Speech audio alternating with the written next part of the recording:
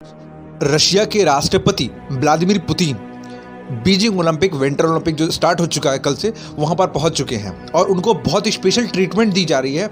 और इस वीडियो में मैं आपको बताऊंगा कि पुतिन आखिर सपोर्ट क्यों कर रहे हैं चाइना का और चाइना उनको स्पेशल ट्रीटमेंट क्यों दे रहा है। और मैं आपको इस वीडियो में ये भी बताऊंगा कि पुतिन वहां पहुंचकर किन दो बड़ी स्टेटमेंट्स को पुतिन ने दी है।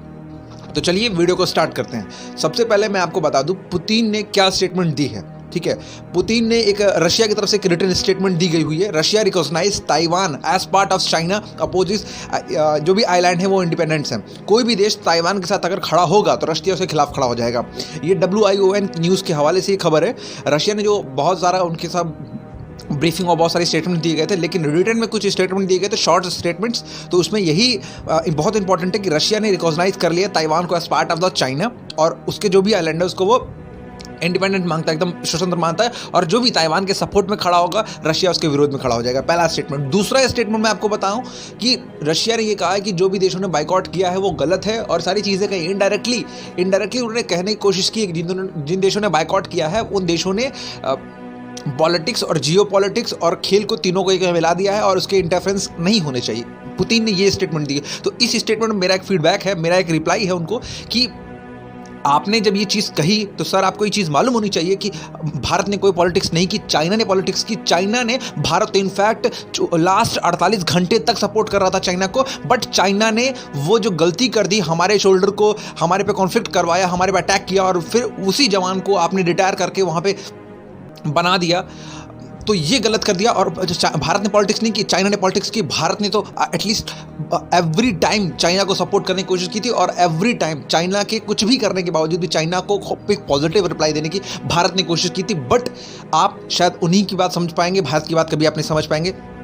सेकंड मैं आपको पॉइंट बताऊं कि पुतिन को स्पेशल ट्रीटमेंट क्यों दिया जा रहा है। ठीक है, तो आपको बता दूं चाइना पुतिन को खुश करने में एकदम लगा हुआ है। ठीक है, क्योंकि आप देख सकते हैं कोई भी मीडिया में जो पुतिन आए हैं जिस प्लेन से, उस प्लेन की लैंडिंग जो हो रही है उसको न्यूज़ में कवर किया जा रहा है। होटल उस जिस वे में रुकने वाले हैं या जिस होटल के रास्ते जा रहे हैं उसको भी कवर किया जा रहा है, उसके वीडियोस वायरल किए जा रहे हैं। सेरेमोनी वेलकम में चाइनीज़ ऑफिशियल प्रेसिडेंट जो प्रेजेंस होते हैं वो भी उनके साथ मौजूद थे। पुतिन की गाड़ियों के काफिले को वीडियो शेयर किए जा रहे हैं और साथ ही साथ होटल के बाहर उसके काफ़ी ज़्यादा जहाँ पे रुके हुए हैं पुतिन चाइना में, उस होटल के बाहर काफ़ी मीडिया का जमावड़ा लगा हुआ है, एक्स्ट्रा मात्रा में लोगों का जमावड़ा लगा हुआ है। ये सब सिर्फ और सिर्फ इसलिए हो रहा है कि हमें पुतिन को खुश कर देना है। ठीक है, क्यों खुश करना है इसका भी मैं आपको रीज़न बताऊँगा इस वीडियो में। बीजिंग ओपनिंग जो सेरेमनी थी, एक और एडिशनल पॉइंट मैं आपको बताना चाहूँगा इस चीज़ के लिए। जब मैं एनालिसिस कर रहा था तो इस पे पॉइंट मुझे और एक मिला कि बीजिंग ओपनिंग सेरेमनी से पहले शी जिनपिंग ने पुतिन से फेस टू फेस मुलाकात की थी, मतलब फेस टू फेस मीटअप किया था। That's very important. ठीक है, आप ओपनिंग सेरेमनी से पहले अगर किसी देश के प्रधानमंत्री राष्ट्रपति से मिल रहे हैं तो ये कहीं ना कहीं बहुत इंपॉर्टेंट है और स्ट्रेटेजिक पार्टनर्स आप हैं या कुछ इंपॉर्टेंस होने वाला है और कुछ डील्स हैं, कुछ चीज़ें हैं, तभी आप इंपॉर्टेंटली मिल रहे हैं। ठीक है, क्योंकि आप ओपनिंग सेरेमनी के बाद भी मिल सकते हैं। बट रशिया के राष्ट्रपति व्लादिमीर पुतिन और चाइना के राष्ट्रपति शी जिनपिंग ने पुतिन फेस टू फेस मुलाकात की और डेलीगेशंस के बीच बायलैटरल मीटिंग भी कंडक्ट हुई हैं। ये भी एक इंपॉर्टेंट पॉइंट है। और चाइना को रशिया ने यहाँ पे एक बहुत इंपॉर्टेंट चीज़ की है रशिया ने चाइना के साथ। चाइना को 30 साल तक गैस प्रोवाइड करने की जो डील है उस पर रशिया ने उसको इस डील को फाइनल कर दिया है। ये ओपनिंग सेरेमनी से मैं पहले की बात बता रहा हूँ। ठीक है, और काफ़ी एग्रीमेंट्स भी साइन हुए हैं अभी इन लोगों के बीच में ओपनिंग सेरेमनी से पहले, और इन लोग की और चीज़ फॉर्मेलिटीज़ और भी कुछ डील्स और भी कुछ एग्रीमेंट्स साइन होंगे और जो भी होंगे मैं आपको बताता रहूँगा वीडियो में। बट और एक चीज़ मैं आपको लास्ट पॉइंट बता दूं कि Putin why supported China.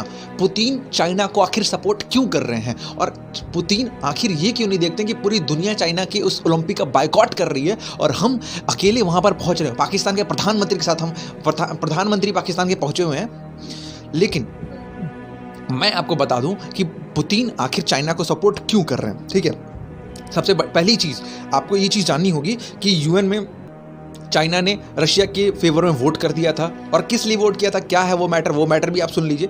China ने रशिया को जब वोट किया था, देखिए एक चाइना और यूक्रेन के बीच में जो विवाद है, ठीक है, उस विवाद के बीच पूरी दुनिया के देशों ने कहा UN में इस मैटर को डिस्कस किया जाए और टोटल मेंबर उसमें 15 है कि हम इस मैटर को डिस्कस करना चाहते हैं, उसको हम जानना चाहते हैं, क्योंकि इस मैटर को हम दबा नहीं सकते। रशिया प्रेशर क्रिएट कर रहा है यूक्रेन पे और अमेरिका ने बहुत सारे स्टेटमेंट दिए हैं कि अगर यूक्रेन को कुछ भी हुआ था हम सपोर्ट में आएंगे यूक्रेन के, ठीक है।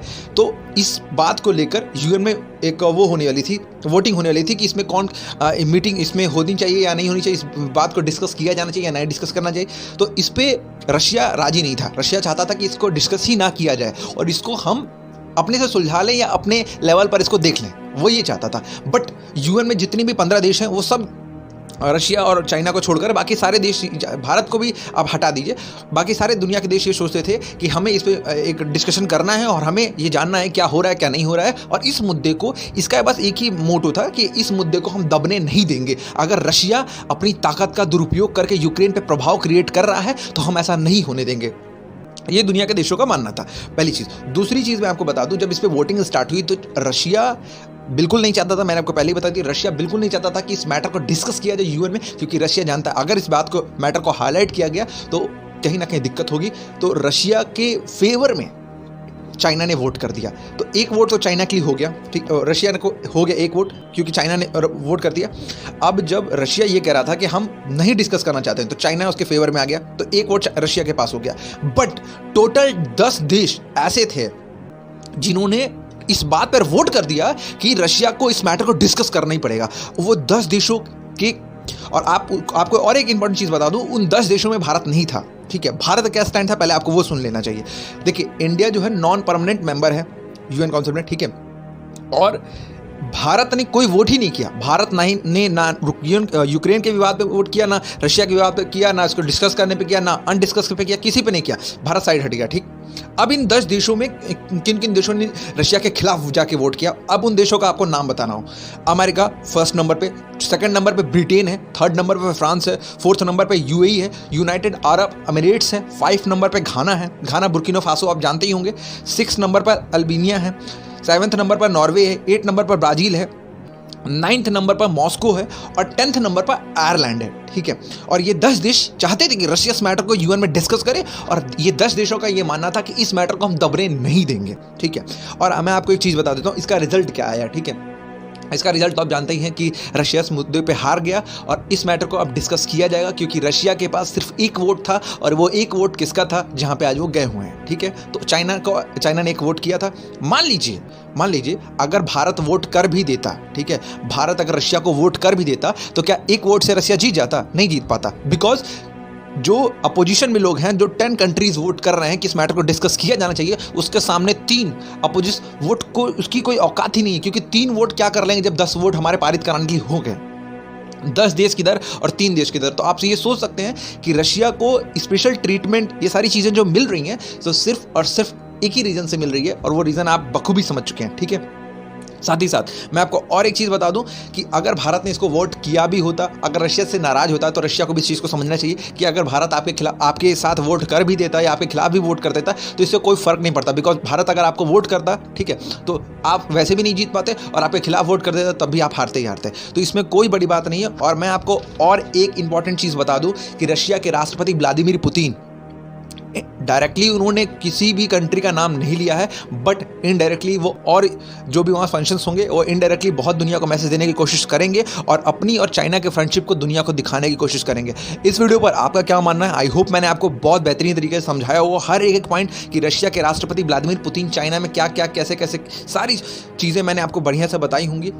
इस वीडियो पर आपका क्या मानना है हमें कमेंट करके ज़रूर बताइएगा। Thank you so much for your watching.